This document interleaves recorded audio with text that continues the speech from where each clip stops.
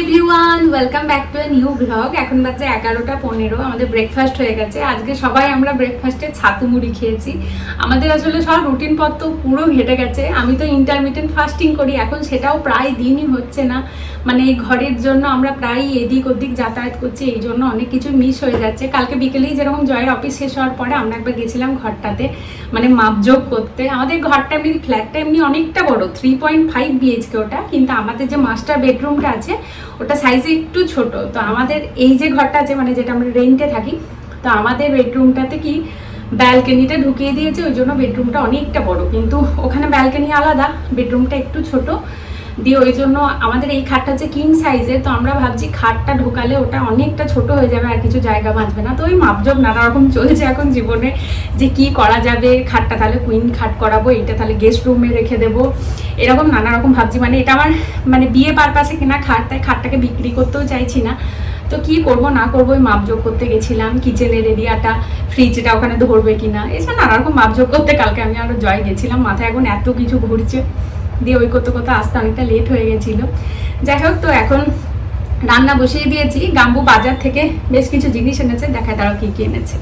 গেছিল মাছ আনতে, তার সাথে অনেকটা মাছের ডিম পেয়েছে, তাই মাছের ডিমটাও নিয়ে এসেছে। এটা দিয়ে বড়া বানাবো, আর তার সাথে মাছটা ভাবছি ঝোল বানাবো। এই যে এইদিকে ভাত বসিয়ে দিয়েছি। এই যে ডাঁটা শাক এনেছে এইদিকে, তার সাথে টমেটো আছে, পটল আছে, আর কাঁচা লঙ্কা আছে। এই শাকটাকে না, ওই কাঁঠালের যে বীজ হয়, মা কাঁঠাল এনেছিল, বীজগুলো আমি সব ধুয়ে রেখে দিয়েছি। তো ওই বীজ দিয়ে এই শাকটা বানাবো, খুব ভালো খেতে হয়। তবে আজকার সময় হবে না, আজ বানাবো না, এটা ভাবছি কাল বা পরশু বানাবো। মাছের ডিমের বড়া বানানোর জন্য প্রথমে আমি একটু মুড়ি গুঁড়ো করে নিচ্ছি।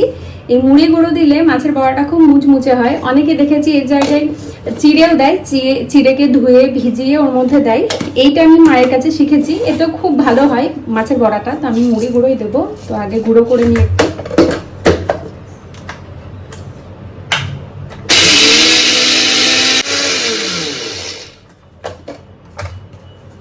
হয়ে গেছে মুড়ি গুঁড়ো।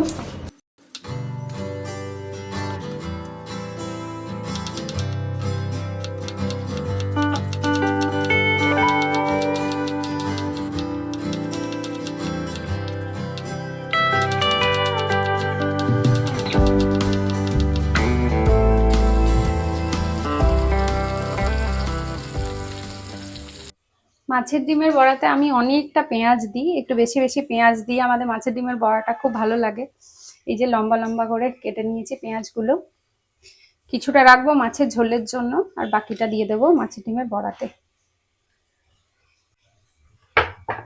তার সাথে কাঁচা লঙ্কা কুচি। এবার এর মধ্যে যাবে স্বাদ মতো নুন আর হলুদ গুঁড়ো। এবার এইটাকে আগে ভালো করে মেখে নেব।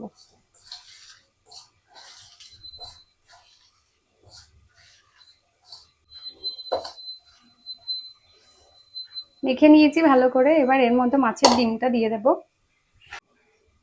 এটা 300 গ্রাম মাছের ডিম আছে।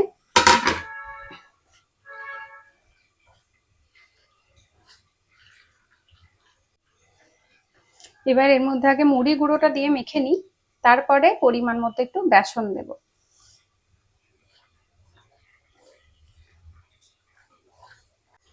এই যে মুড়ি গুঁড়ো দিয়ে মেখে নিয়েছি। এবার এর মধ্যে একটুই বেসন দেব, খুব বেশি বেসন দিয়ে দিলে তখন আর ডিমটা ডিম ডিম লাগবে না। জাস্ট একটুখানি দেব বাইন্ডিংটা হওয়ার জন্য, ব্যাস।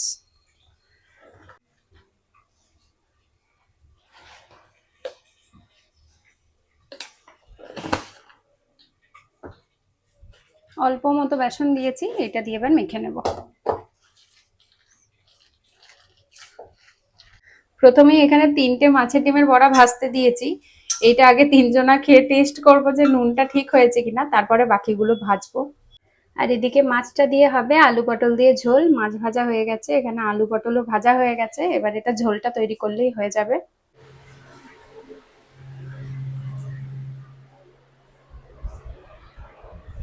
দেখো নুন ঠিক হয়েছে কিনা, গরম দেখো আস্তে। নুন ঠিক আছে? নুন লাগবে না আর? আমার তো মনে হচ্ছিল কম হবে। ঠিক, গুলোকে টেস্ট করা এবার। দেখ তো নুন ঠিক হয়েছে কিনা। ওই দেখ নুন ঠিক হয়েছে কিনা। গরম আছে দেখিস, মাছের ডিমের বড়া রে। ঠিক আছে, গাম্বু বললো নুন লাগবে না। আচ্ছা। গরম। হুম।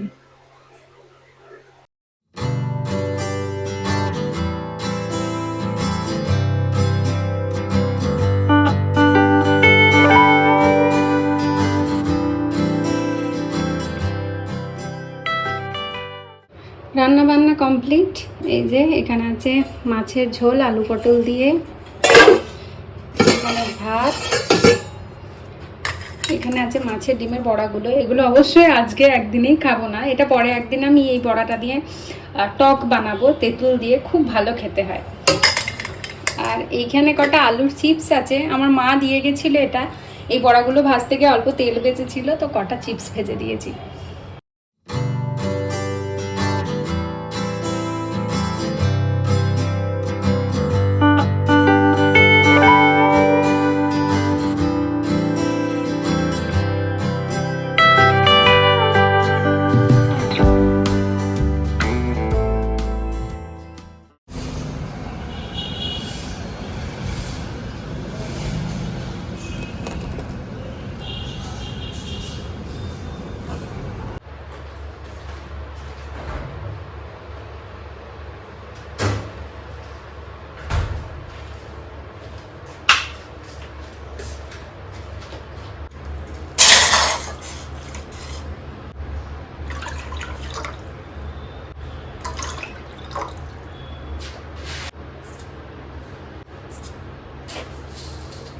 এখন বাজে বিকেল 5টা, চা বসালাম। আগে আমরা চা খেতে খেতে কি সুন্দর তিনজন মিলে তাস খেলতাম, এখন অনেক দিন হয়ে গেল আমাদের তাস খেলা হয় না। এখন আসলে অনেকটাই ব্যস্ত আছে জয়, আমি সবাই, ওই জন্য আর হয়ে ওঠে না।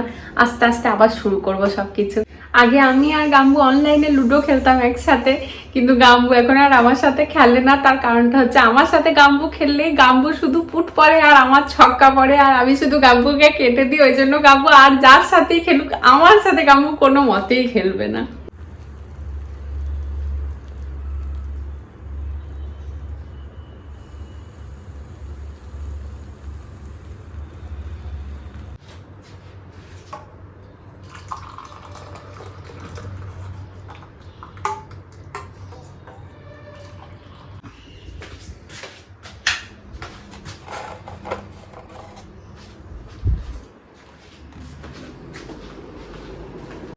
এখন বাজে 6:45, চা খেতে খেতে আমরা অনেকক্ষণ বসে বসে গল্প করছিলাম। আজকে আপাতত বাইরে এখনো বৃষ্টি হচ্ছে না, আর এই বৃষ্টির চক্করে তারপর কাজের চক্করে শুধু আমাদের ঘুরতে যাওয়াটা প্রায় হয় না বললেই চলে।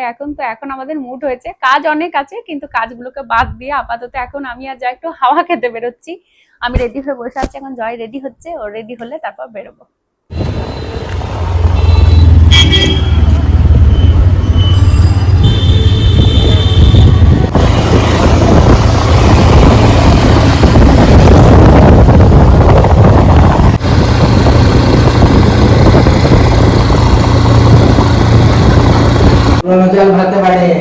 দেখছি গো, দুটোই খুঁজে দিল। আমরা এই বাড়ি এলাম, এই কানের দুটো পড়েছিলাম। আমার একটা রোজকার এখন কাহিনী হয়েছে, অত দিয়ে ভাই পিছনে তাই বলে ঝাঁটা দেখাবে। যাই হোক, তো এই যে আমার হেলমেটটা আছে, এই হেলমেটটা আমি যখনই খুলি তখনই আমার শুধু কানের প্যাচ খুলে পড়ে যায়। আমি সেই জন্য অর্ধেক টাইম বাইকে গেলে হেলমেটই পরি, মানে হেলমেট বলছি সরি, কানেরই পরি না। তা আজকে পড়েছিলাম, এসেই দুটো কানেরই প্যাচ খুলে পড়ে গেছিল। তো গাম্বুই আলটিমেটলি খুঁজে দিল। গাম্বু চোখের বদনাম করছিলাম, তো গাম্বুই দুটো খুঁজে দিল। এই যে আপাতত পেয়েছি। কি হবে? আর আমি এই ঘড়ির ব্যাটারি পাল্টেছি। পাল্টা? পাল্টে দিয়েছি। এটা বের কর, পাল্টে দিলি? চলছে। আর আমরা ফেরার পথে বিরিয়ানি এনেছি, ডিনারে আজকে বিরিয়ানি খাবো। আসলে এই দোকানটাতে আমরা অনেক দিন ধরেই একবার টেস্ট করব ভাবছি, কিন্তু যেদিনই আমরা খাওয়ার কথা ভাবি সেই দিনই ওই দোকানটা খোলা থাকে না। তো আজকে ঘটনাচক্রে ওইদিকে আসতে গিয়ে দেখলাম দোকানটা খোলা আছে, তাই ভেবে দিলাম ঠিক আছে আজ খেয়েই ফেলি। তো 2 প্লেট বিরিয়ানি এনেছি, আমরা 3 জনা ভাগ করে খেয়ে নেবো। এখন বাজছে 11টা, এবার ঘুমোবো। তার আগে এখানে বসেছি একটু স্কিন কেয়ার করব বলে।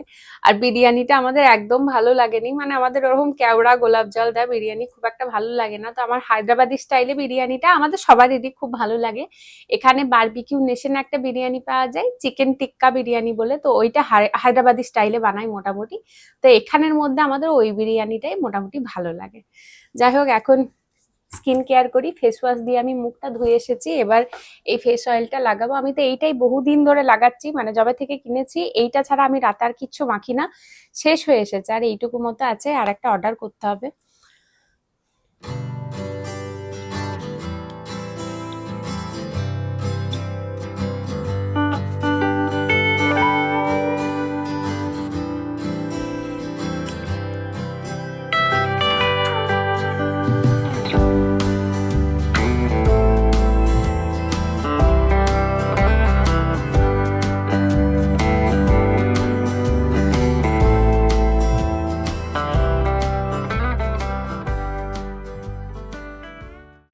ফেস অয়েল লাগানো হয়ে গেছে, এবার শুধু লিপ বাম লাগাবো।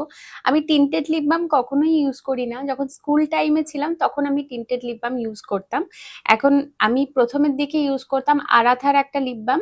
এখন আরাথার লিপ বামটা পাওয়া যাচ্ছে না, এরকম কিছু আমি কোথাও দেখতে পাচ্ছি না। তো আমি এখন এইটা ইউজ করছি, এই ন্যাট হ্যাবিটেরই লিপ বামটা। আমি আগের বারে কিনেছিলাম এইটা, রোজ আর পমোগ্রানেটের। এটার পরে আমি এইটা কিনেছি এবারে, ওটা শেষ হয়ে গেছে, তো এইটা কিনেছি। এটা হচ্ছে হানি আর কোকাম। এর স্মেলটা এত সুন্দর না, ওটা স্মেলটা এতটা ভালো নয়, এটার স্মেলে আমি অ্যাডিক্টেড হয়ে গেছি। এটা সিনেমনের একটা গন্ধ আছে হালকা, কি অদ্ভুত মিষ্টি গন্ধ, মানে আমি জাস্ট এক্সপ্লেন করতে পারবো না, এটাতে আমি অ্যাডিক্টেড হয়ে গেছি। মানে আমার খেতে ইচ্ছে করে মাঝে মাঝে, এত সুন্দর গন্ধ।